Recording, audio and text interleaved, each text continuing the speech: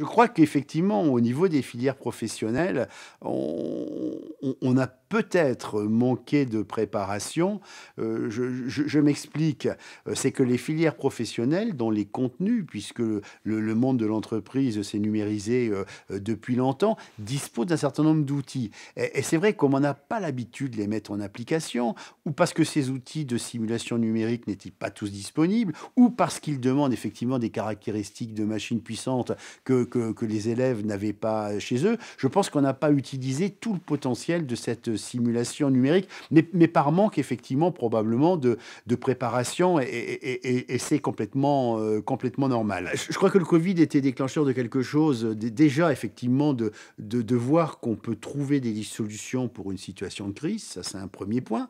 Deuxième point, moi ce qui me semble important, ça peut être aussi donner un certain goût à l'outil numérique pour les enseignants. Et j'ai envie de dire que crise future ou pas crise du tout, je pense que le Covid pourrait faire évoluer les pratiques pédagogiques, même dans le cadre d'un fonctionnement normal. Ça me semble important.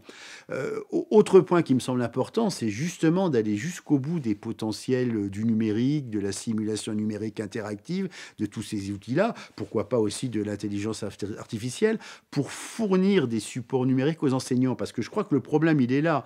On ne peut pas, en particulier dans le cadre de la voie professionnelle, demander aux profs ou aux équipes de développer eux-mêmes les outils pour l'ensemble de leurs enseignements. Pour que ce soit significatif, oui, il faut un point important. 30 à 40% du programme devrait être couvert par des outils numériques. Ça veut bien dire qu'en parallèle, il faut mettre en place une organisation de la production de ces outils numériques pour produire en qualité et en nombre, justement, des ressources que les profs pourront utiliser, je vous dis, en situation de crise ou pas.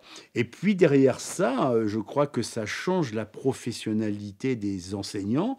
Je pense qu'on ne s'improvise pas utilisateur d'outils numériques ou de formation hybride. Ça demande sûrement une réflexion, des formations sur la didactique, la pédagogie des outils numériques et sur effectivement les formations hybrides. Comment mettre en liaison du présentiel avec du numérique, sachant que je suis quand même pas loin de penser que après l'expérience du Covid, on pouvait, au moins pour les enseignements professionnels, quand les élèves sont en groupe, je pense qu'on pouvait maintenir un peu de présentiel et distanciation sociale, hein, qui aurait effectivement permis de fonctionner autrement en liaison avec, avec des outils numériques mis à disposition.